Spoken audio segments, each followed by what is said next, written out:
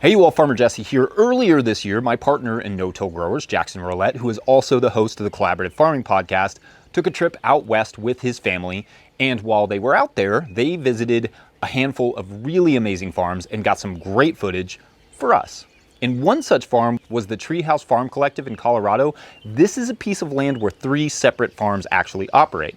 Such a cool video, and the farms discuss how they collaborate together, how it came about, how they work together, as well as some of the advantages and challenges.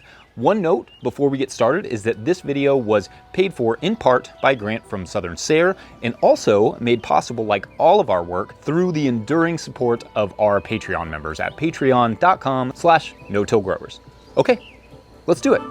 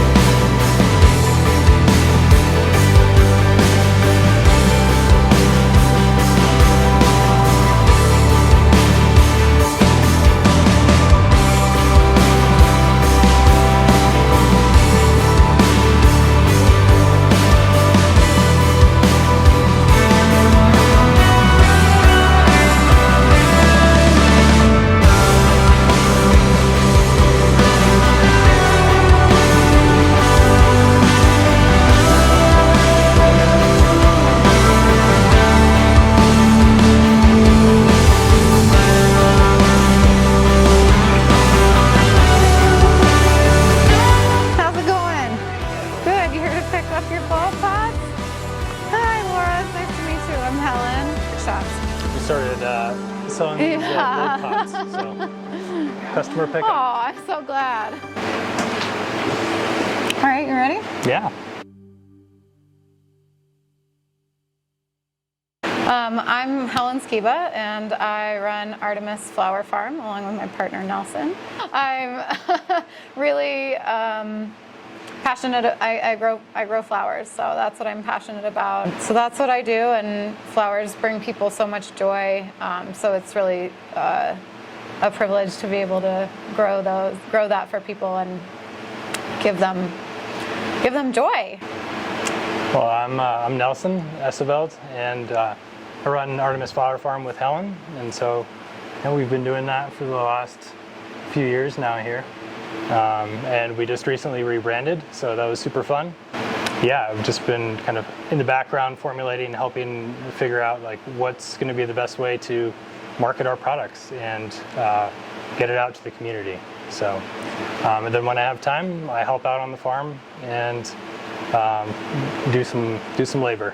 So, so yeah, we are part of the Treehouse Farm Collective. We're 2 of the LLC members, and our farm is about 1.25 acres, give or take, plus some of the communally managed land over in the northeast field, and that's out of the 17 acres total that we have here. So that's, and we're thrilled to be part of the Treehouse Farm Collective. It's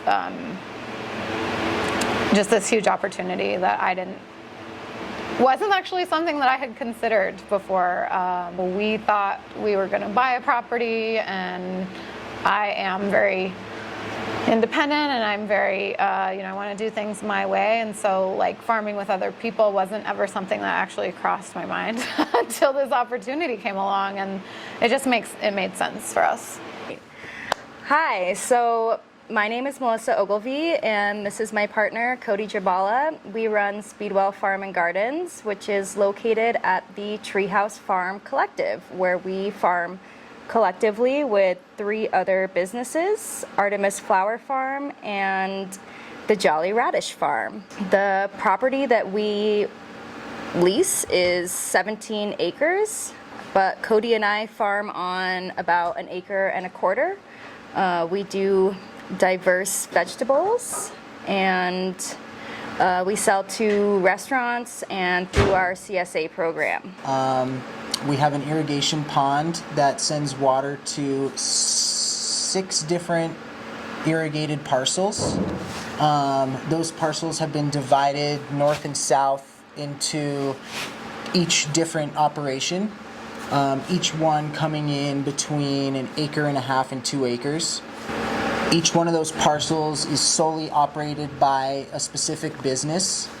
That business is its own entity, makes its own decisions, has its own employees and infrastructure to support their needs as a business, as well as the overall shared space that we all use collectively, like this greenhouse, the office, the pump house, and things that are essential and that can be shared between all 3 businesses as the collective. We all do have our own way of structuring our work in the field and our work in each of the different avenues of the farm, like the wash pack area, Helen's flower studio, Matt's space that he does all of his plants, and working with his cultivating tractors. Yeah, so in the end of 2020, in maybe December, we had heard through the kind of local farming community here that our landlords here were looking for somebody to lease this land, and they had put out a request for a proposal to see what people would do with the space here. Previously it was a hemp farm, and they didn't want to continue growing hemp on this property. So yeah, Cody and I had heard about the option to, write this proposal, and we kind of were just like, oh, let's just go for it. We knew that it was like a lot more than we could take on by ourselves, but in the beginning we didn't consider the idea of doing it collaboratively. So we just started writing our proposal, explaining what we thought we would do with it, and slowly throughout that process of writing the proposal, we kind of heard of other people who were putting in proposals, and and it worked out perfectly with the 4 of us, because Helen and Nelson do flowers and we do veggies, and we just thought, oh, this is such a great collaboration, basically, for a long-term, forever farm. It was a pretty natural fit, though, from the beginning. We just connected right away, and we were all talking about the same things, and we just really hit it off. So it felt good from the beginning, and I think that made us feel like we could do something more here, because we were like, I think this is the right thing. Don't know for sure, but I think let's just give it a shot. It was scary. It was definitely scary in the beginning, just not knowing them, and not really. And the rent here is pretty scary too. I mean, it's a lot, and so to try to work that out where it could be affordable for everybody, But yeah, they were, we clicked. That's really all there was to it. And then I had already written a proposal, saying I can't do this on my own. I would love to be considered as part of somebody else's project because I have a unique product. So being a flower farmer, I think really adds a layer of something different to the farm. It's not like we're not 3 different vegetable farms here, and even Matt is doing very different things than what Cody and Mel are doing. Like he's growing wheat and large acre, big plots of cabbages and things like that, onions, Okay, so like Mel said, when we had connected with Matt, Helen, and Nelson, and Chris in the barn, and all come together, it came down to 2 proposals, the Treehouse and another. And one of the main reasons for them choosing us is because we had already existing businesses. Mm-hmm. So that was definitely one big reminder that we are stronger as 3 separate businesses working collectively in one space, rather than reshaping the whole business, coming up with a whole new game plan. How do we run 3 different enterprises under a new umbrella? It made sense and was totally streamlined to just bring in each business as its own thing. I know that I can grow X amount of produce on X amount of land. So this is how much land I need in the, when we're dividing up sort of the areas of the farm. Just having that experience, not only of being farmers, but also of being business people, where it's like, I need to be able to do, for example, I do workshops in the space back here. So I need that to be okay with everybody. I need everybody to be okay with there being people here for 3 hours on a Saturday, and I'm going to do floral design classes, and that area is not, it's kind of off limits, at that time. So like kind of knowing our sales channels, knowing how we could collaborate in those sales channels. Cody and Mel took a lot of my bouquets to their pop-up market at one of the restaurants here in town last year, which was amazing. And they got a cut of that, so that was great. But just knowing that I feel like we all have a lot of different skills, and it was really important that we had those different skills to be able to come and know what needed to be done to make this function. It would be difficult, I think, if you didn't have a lot of farming experience to come and decide. Well, no, I think general farm practices too. I think that's really important to understand. Is Cody and Mel have a specific philosophy. Helen and I do as well. But I think in the end, they're both aligned, and I think that was really important. As you start farming, you understand what not to do and what you want to do, and what is the right path towards building good soil health and just building a good farm. And I think if you can talk about those and make sure that those practices line up to where we inevitably want to be, I think that's super valuable, that you have that knowledge to begin with. Yeah. We turned in our proposal, and then the landowners, Alice and Carl of the Golden Hoof, they came back to us and said, well, we'd like, more money, and we want to hear about, you guys don't know each other, and so how are you going to work that out?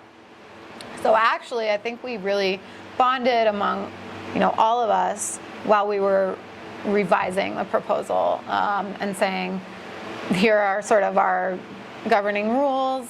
This is how we're going to manage our relationships. We have these subleases for all of our different businesses, and so everything is governed in some way. It's not just a group of buddies, doing it. And I actually think that is to our advantage. Not knowing Cody and Mel as friends, even though they've become our friends at first, it was easier, I think, to take emotion out of the equation.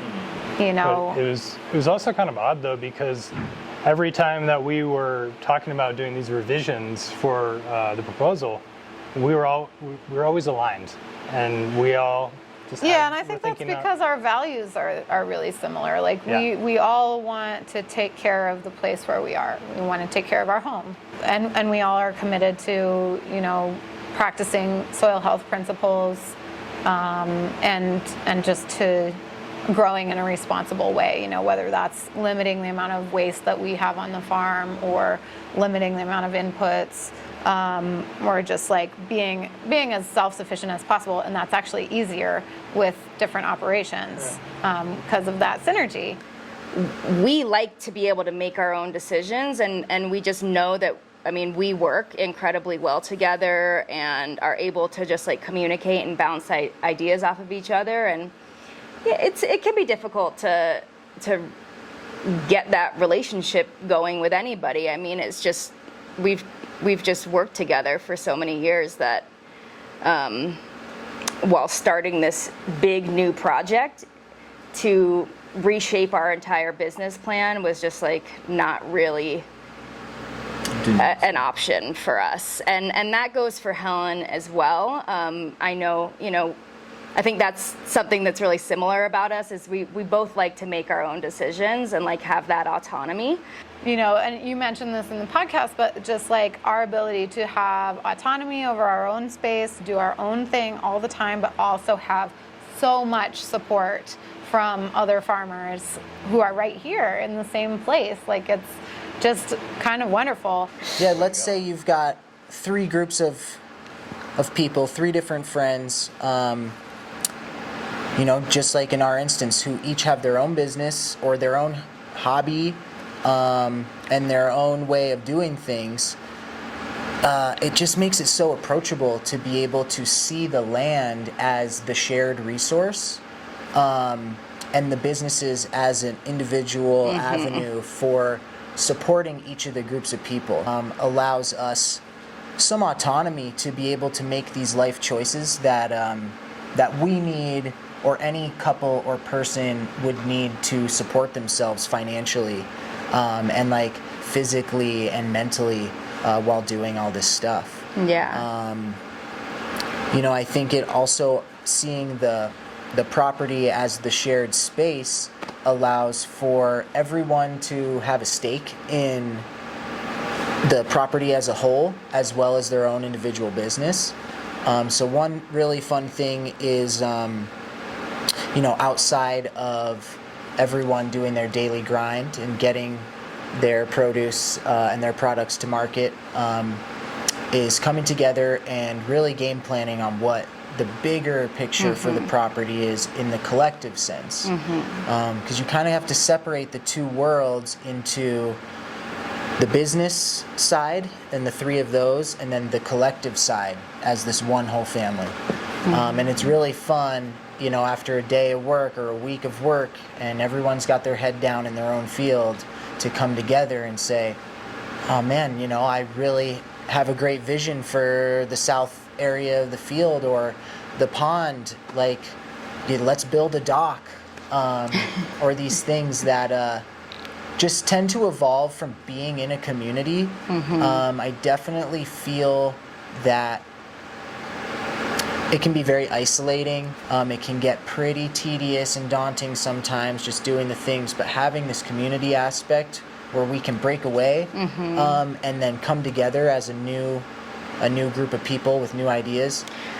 The Treehouse Farm Collective is in a unique position where we lease this property from another couple who farms regenerative animals, the Golden Hoof, Alice and Carl Sterick. So that is a big ally for us, having regenerative farmers a generation older than us as the landowners and someone that we're turning to as the lessees. This allows us to think long term on this property. They want us to put in this energy here, to put the roots for someone like Mel and I to raise a family, be here for the next generation or 2 or 3. So the lease was written by our landlords and with their lawyer. We did ask very specifically for the right of first refusal because the property is, I mean, I think you said it's a unicorn property. It's beautiful, has water, it, you know, has fertile soil, like, and it's really, really close to Boulder. So it's wonderful. We just wanted to have the option there, right, as well.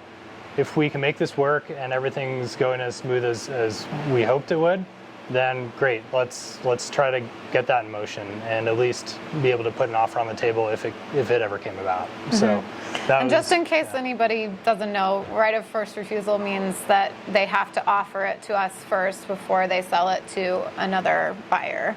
You know, that helps us feel a little bit secure. As far as 5 years, we all knew that we wanted to be here at like 5 years at the minimum. And I think that was the longest that the landlords wanted to go, you know, as a test period, kind of. So we're really hopeful that, you know, the next reiteration or the rewriting of the lease will be longer, as long as we're all still healthy and, you know, sane and able to keep doing it.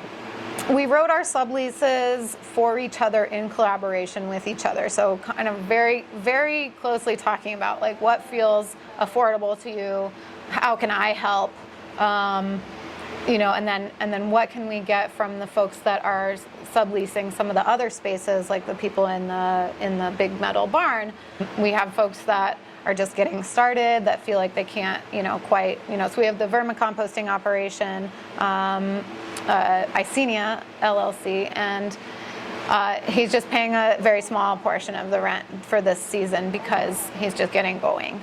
And then the same for our partner Matt, because he is doing so much of that maintenance and like has a lot of equipment that he's lending to us and helping us do a lot of the maintenance. Well, I think like specifically for us and Helen's business is like we are focusing on these like no-till methods, and a lot of the tools that are used for those methods cross over between veggies and flowers. So we, right off the bat, were like, oh, you use that? Cool, I use that too, you know? And oh, we really want to get a tilther. Like, well, let's get it together. We both need it. So definitely a lot of the tools that are, you know, designed for this style of farming cross over a lot for us. Given the realm and the choices that you've made for the type of farming you're going to do, the tools is one really important thing that cross over, and there are quite a lot of tools that cross over with Helen and us and the team. That said, you might want to get two of some things. Maybe you need two jangs. Maybe you need two broad forks and two, you know, wheel hose. So those are things to think about. Even though people are sharing tools, it might be good to have enough so that, hey, we've got a weather event coming. Everyone needs to get seeds in the ground. Everyone's got to be forking. We need to have all hands on deck and all tools on deck if possible. That's one suggestion move for anyone that might be considering this, is consider having enough tools so that every enterprise could be doing the same task if needed. Infrastructure would be like the next thing. We all can share the immediate and big things that every farming enterprise needs to succeed. And so while we're like for example, while we're sharing this greenhouse, it's sort of divided into like people's different space. Matt's got his space. Helen and I and us do kind of share this front half of the greenhouse, but we both have our own seating benches. Helen's kind of got a storage space. We've got a storage space, and then the same goes for the post-harvest space. And then one other thing that we do share, which is super valuable, is the walk-in cooler. We built that when we took over this property, and it made sense to build one together. Within the shared space is, I think, boundaries are a really important thing for any shared enterprise of any kind, or wherever there's people in the same space, boundaries are going to inherently be there as well. And that's very important. That allows us all to have this space and roof over our heads, but still have avenues where we're making our own choices within those spaces. You know, we've got this greenhouse structure. This greenhouse structure is relatively broken down into 3 or 4 different spaces. There's a loose boundary. Those boundaries are always flexible and open for negotiation and a way of evolving those. But yeah, absolutely. I mean, clarity is super key, and that's what I appreciate a lot about Cody and Mel, actually, is that when they have a need, they express it, and that's you know, they're not shy. You know, they'll let me know if there's something that I'm doing in here that doesn't work for them, and they're super kind about it. You know, and that means they're not ever like holding any kind of grudge or like feeling irritated about something that I'm doing. They're just bringing it up, you know, and then it's so much easier for us to resolve. So that's one of the things that we do to kind of manage that, is we try to be as forthright as we can, and just say, and I've learned this in the past too, it's like, it's never good to just let things go, even if it's small, because it can get bigger. And when it gets bigger, then it gets harder to talk about. And so we try, at least, I know it's my goal, and Cody Mallory, you do a great job, but to bring up anything that it's like, I'm irritated by this. I would like for this to change in this way. This would be helpful to me if it could be different. We try really hard to use that sort of nonviolent communication and make sure we're expressing our needs with kindness. Likewise with the wash pack area, we all share this one long wash pack area, but it has loose boundaries. It's broken down into the 3 sections so that even though we're in a shared space together, in the height of the summer when everyone's moving and grooving, we all know how we fit in and work together because there is a loose boundary. It's almost like some type of limitation births more creativity. Yeah, let's see. So that's like tools, infrastructure. Responsibilities was another one. So a huge benefit of having everyone as the greater collective is we all can share responsibilities of the tasks outside of our own enterprises. The large-scale land management. Right, things like knocking down the weeds, cutting grass, animal rotation, cover crop rotation, pizza parties, events, all these things. Our CSA pickup, we're going to now have a CSA pickup on farm this year for 75 members, as well as that time shared with Helen's flower CSA pickup. I don't know if any one person or couple could truly manage a property like this in the way that the property is hoping for, where it's in hopes truly regenerative. And then that just like, that kind of rounds into my last thought of like there being a morale or a personal energetic benefit to having a team.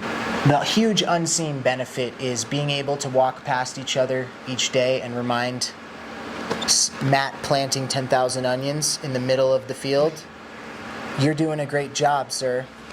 Things like that. "Hey, you, keep it up. You're doing a great job. What do you want for lunch? I'm going to the market. Can I get you some mate or some coffee, or some beef jerky or something?" Little things like this seem trivial, but in the course of a day, man, those things really bring the team up. And if the team's up, then everyone's individual business is gonna be up as well. I would say just like be prepared to sit down and have some long conversations. I would say for us, I feel like our planning process was abridged because of just the time frame that we had to plan and get our proposal in to the landlords. Going back, I wish that we had time to make our values clear to one another and say, this is how I intend to farm. This is my goal for my farm. This is what I want my practice to look like. And this is how, I would like to support you in your practice and how I need you to support me in my practice. And then also, I would say, look for a group of people who are doing different things. I think that a big reason that our collective works is because we're all, small scale, but we're doing different crops or we're doing different sort of practices. Matt's more like cultivating tractor based. Cody and Mel are very hand tool based, as am I, but I'm growing flowers. And then find the ways like that those different products can complement each other. And yeah, I would just also say like be prepared to be super flexible. Things change all the time. Hopefully you've set down your needs in a way that is clear and defined, but I would just say be prepared for that to change, because with so many people in the mix, life happens. things change. Somebody has a kid, somebody's parent dies, somebody needs help, or isn't able to do the things they were able to do before. So be flexible, I think, in like all of your responsibilities and your expectations of yourself too. I would say you just need to challenge the way things have conventionally been done. And I think that was really kind of key for me in starting all of this too, is that I hadn't really thought of, I had really the idea of like, Helen and I need to own a farm. We need to own our own farm, and that's going to be the way to do it. But I don't think that, I'm really glad that didn't happen, because we fell into this position really, and I think it feels so much more secure. Yeah, absolutely. And I think for me the idea was a little bit like, oh yeah, you probably don't need to own something, and so that felt good to challenge that. But I think that continually evolves on this property, is just challenging the way things have been done conventionally, and yeah, I'd say that's probably my number one. Yeah. And yeah, openness to change. That's the hardest one. Trust your intuition. And that's like one of my mottos, is like, if it's not a hell yes, it's a hell no.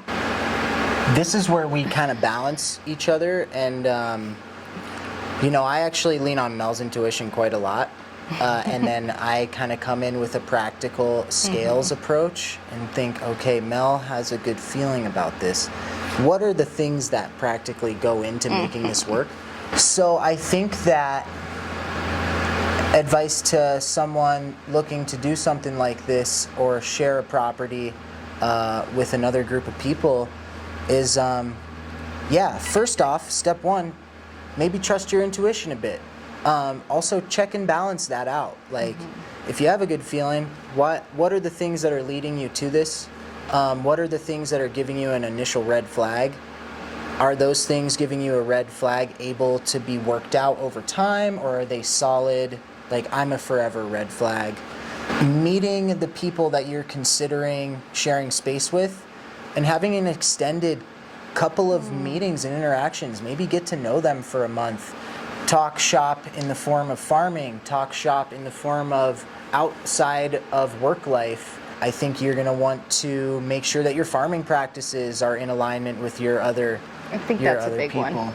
Yeah, that's definitely true. I mean, I think overall our practices are in alignment with Artemis, but we have specific things that are different. And being able to see what the other one is doing allows us to evaluate if that is the best method, or if, maybe we need to switch it up. We are able to see what everybody else is doing, and whether that's, and it's every aspect of the farming. It's, let's say it's cover cropping, let's say it's marketing, let's say it's, which markets are people going to, and which grants are people applying to, and like, because we just have a bigger pool of experienced farmers here, like, we just have more reach. We're able to like be aware of different opportunities that maybe we wouldn't have been aware of on our own. And you mentioned fertilizer.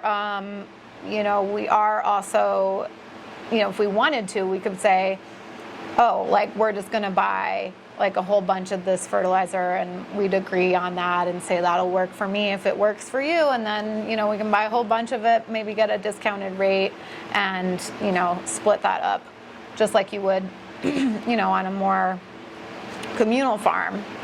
Having a flower production farm and a veggie production farm, as well as a tractor cultivation veggie farm, gives us all these different avenues of thinking about the same thing.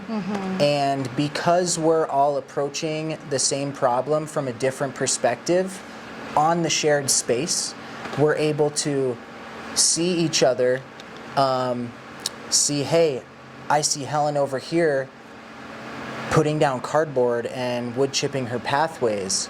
Oh, it seems to be working pretty good, and the worms use it. Oh, Cody and Mel have a mushroom cultivating friend and they've been adding spent oyster blocks into their wood chip pathways, and they're getting flushes out of their walkways. We're having mushrooms for dinner. And someone like Matt being able to, cultivate and do the same thing. Okay, I'm shaping my bed with my tractor, but I'm really liking what I'm seeing from Helen with the cardboard and Cody with the mycelium. I'm going to try to approach this in a couple of my beds in the context that best fits what I'm doing. So because we're all working on the same general problems as different parties in the same space, we're able to share those insights a little quicker, almost like a lightning effect. Whereas if we were all on different properties or doing different things, not seeing each other every day, talking about it every day, just opening up the conversation, it might take an extra couple of years for us to realize, one thing that we learned this year is really beneficial, and we're implementing it next bed. Yeah. Rather than we messed up this lettuce bed or this tomato planting, and we've got to wait a whole season to implement the next change. It really expedites experimentation and seeing how that works. It's like, oh, well, we can benefit from Helen experimenting with, her bed flip process without us having to do it. We can see what that looks like, and that's a huge, huge benefit, being able to watch other people's experimenting and then decide, oh, maybe I need to do that too, or solidify what we're already doing. Oh, actually, we're solid now. We know we're doing it the right way, or the way that we want to do it. There goes the fans. Yeah, I work a lot of marketing stuff. We connect people with our bakery, and the pizza oven, and events, and Helen's flower sales, and Matt's sales. Yeah, you're kind of like a bit of a community lead. Totally. Whereas Mel's really she's like the hospitality. She's like the farm mama. Yeah. Matt's a mechanic. And he works on the pump. That's huge. I can't tell you how thankful we are that Matt's a mechanic and he can work on the pump. Yeah. And same for Helen, she is eloquent and knows how to word things and make things sound good and professional, and that's such an asset to the team. I mean, that's another thing I think with figuring out your collective is making sure that the people who are in the group bring different things to the table. You don't want everybody being amazing at administrating, because that's just going to cause a headache. If everyone's no, this is how we do it. It's so nice to let go of that control and be go ahead, we trust you. It's awesome. And like you're saying, I think it raises your weakest link. When you separate out the farming responsibilities, or the many different hats, to where this person looks better in that hat, this person looks better in that hat, then it raises our overall stability as a business and as a collective. That's really cool. I never thought about it like that. No, it's entirely different. It's all about, hey, let's all work together to build this really beautiful thing. Yeah. And I think it's also understanding that we can't do it alone. It's just not going to work, because we're stronger together, and this is the way we need to do it. I think it's about kind of breaking free from that model and just trying to rethink how we can do things differently and make it more sustainable. I think that there are older farmers and couples out there, and maybe not even in farming. Maybe it's a tech guy who owns 200 acres in rural Tennessee, and they see that, oh, there's an amazing crossover, not only to give another group of people an opportunity, but to benefit this land, our climate, our food system, and the spirit of our community through avenues like this. And I think that the collective model and collaborative model really lend itself well to redefining what we see as farming in America.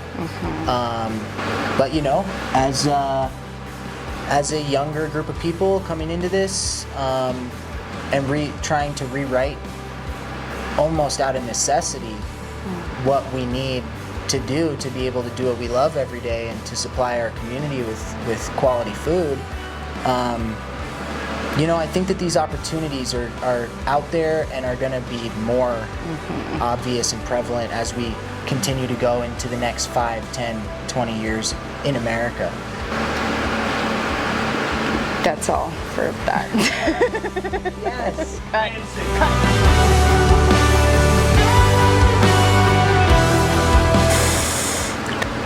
Should I just can I do that again? Can I say that all again? Yeah, all right. I like to, okay, no problem. I can definitely do that. All right.